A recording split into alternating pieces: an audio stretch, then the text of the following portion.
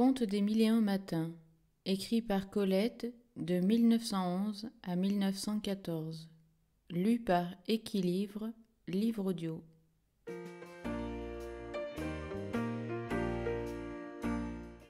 Conquête de l'air.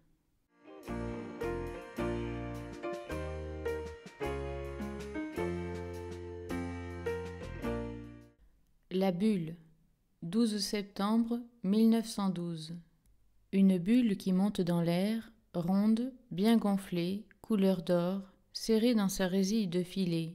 C'est notre ballon.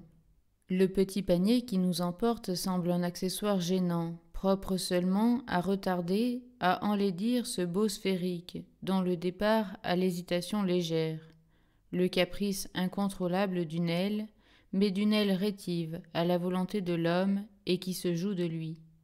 Il monte vite et nous le croyons lent. Sa lenteur imaginaire nous rassure, en nous décevant presque, car l'aéroplane et l'automobile nous ont appris à associer, routinièrement, la gifle d'air à l'idée de vitesse. Le vent qui couchait tout à l'heure le ballon encore amarré et secouait les arbres du parc, le vent à présent, le vent c'est nous, nous cinq. La nacelle contient outre le pilote le novice mais intrépide passager, l'avocat célèbre, la dame aguerrie et moi. Les flancs de la nacelle recèlent, m'assure-t-on, assez de vin, de sandwich et de chocolat pour que l'atterrissage en terre déserte offre l'agrément d'une garden party. Un sac de lest coule dans la Seine que nous franchissons et crible l'eau avec un joli bruit de perles. Nous nous sourions, confiants, étonnés seulement de progresser sans le secours assourdissant d'un moteur, sans laisser derrière nous un sillage de fumée, ni l'odeur de l'essence, de l'huile et du fer chauffé.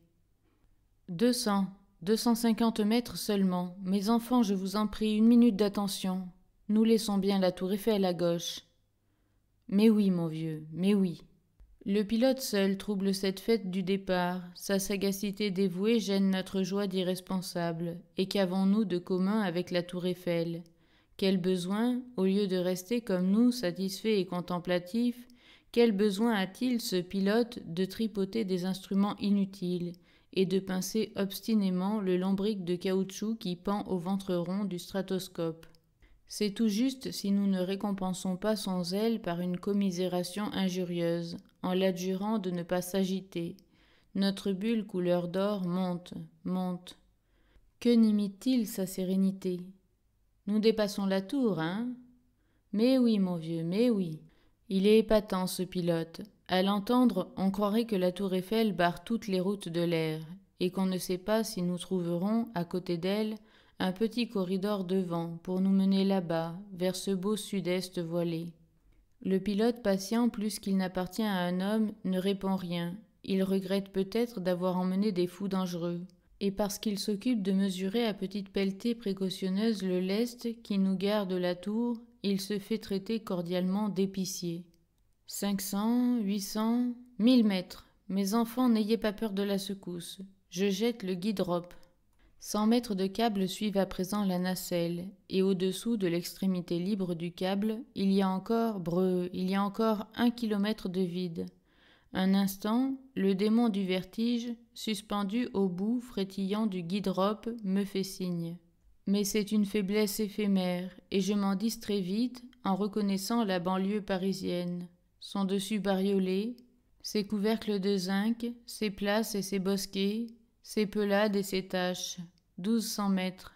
Paris s'éloigne, sous des fumées violacées, où le blanc du Sacré-Cœur, à travers un rayon de soleil, met une lumière crue et dramatique. Un orage serré, en boule dans un coin du ciel, semble descendre à mesure que nous montons. La beauté du ciel et de la terre que notre ascension simplifie et grandit nous apaise. Les bruits terrestres n'atteignent plus l'air vif où nous planons, et nous nous taisons longtemps, jusqu'à l'instant où l'un de nous dit à mi-voix, malgré lui, ce silence. Paris s'est perdu là-bas, très loin déjà. Une tache scintillante marque chaque tournant de scène.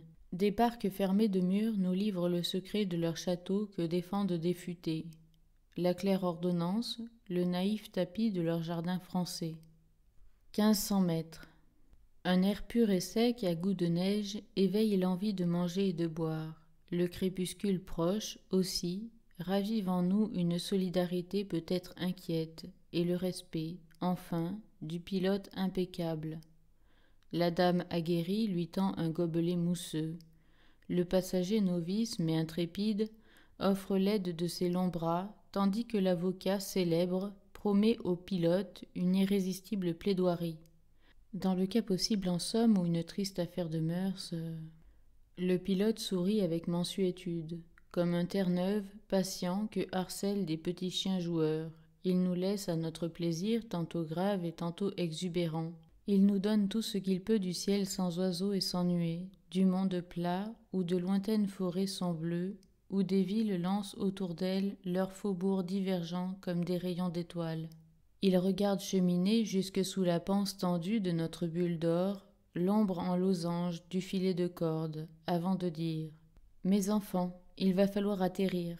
Avant de jeter, déployer le journal qui descend, plane immobile puis s'affole brusquement, tournoie en mouette blessée et s'abat.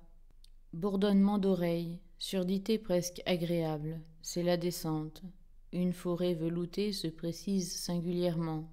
Comment se fait-il que je puisse soudain détailler ces essences rousses et vertes, et ces géants à tête arrondie? Un murmure de cascade monte jusqu'à nous, en même temps qu'un parfum frais comme lui, un peu amer, celui des chênes après la pluie.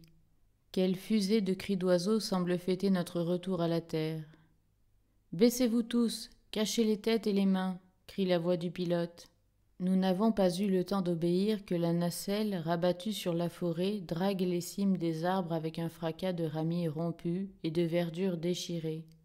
Au-dessus de nous, les flancs mous du ballon amaigri palpitent et luttent. Un coup de vent nous reprend et nous emporte. J'entends la rupture musicale des fils télégraphiques. Et je me relève pour voir courir en dessous de nous, pendus au guide-robe traînant, deux braves chasseurs rondelés, couleur de sillon, si étouffés et si risibles. Nous les distançons vite, et je me contracte toute à voir accourir sur nous, plantés droit en haut d'un champ incliné, deux noyés vénérables, qui ne céderont pas comme de simples fils de télégraphe. Mais le pilote est là. D'une main magistrale et rude, il nous sauve la vie, en tirant la corde de déchirure. Un choc, et la nacelle, comme un panier qu'on retourne, nous répand sur l'herbe sèche d'un champ tondu, pêle-mêle avec le stéthoscope, le baromètre, les derniers sacs de lest, les fioles de vin, les pêches et, hélas, les chocolats à la crème. Guère de peur et point de mal. Tout l'intérêt va au ballon qui gît, flasque, à la belle bulle crevée que chacun de ces atterrissages barbares tue, qui palpite encore et que chaque sursaut vide un peu plus de sa force agonisante.